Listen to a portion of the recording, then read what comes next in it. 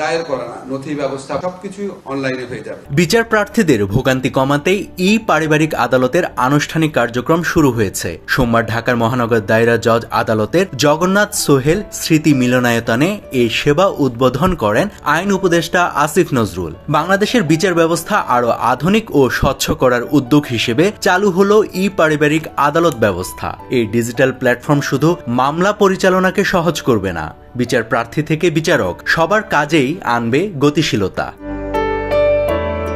ই পারিবারিক আদালত একটি পূর্ণাঙ্গ ডিজিটাল প্ল্যাটফর্ম, যেখানে বিচার প্রার্থীরা দেশের যে কোনো প্রান্ত থেকে অনলাইনে মামলা দায়ের করতে পারবেন। থাকছে ওটিপি ভেরিফিকেশনের মাধ্যমে পরিচয় নিশ্চিতকরণ ব্যবস্থা।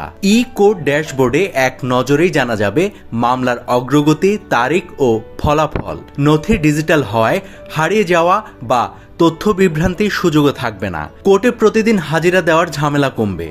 যে কোনো জায়গা থেকেই অনলাইনে হাজিরা দেওয়া যাবে। নিজের পোর্টালে নথি একসঙ্গে থাকার ফলে কাজ করাও সহজ হবে। এ ব্যবস্থায় আদালত সহায়ক কর্মচারীদের কাজও দ্রুত হবে।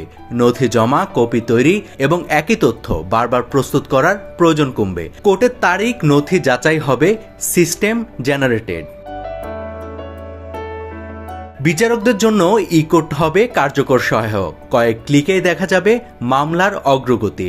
অনলাইন শুনানির সুযোগ থাকায় সংশ্লিষ্ট পক্ষ অনুপস্থিত থাকলেও মামলার তারিখ পেছানোর প্রবণতা কমে আসবে।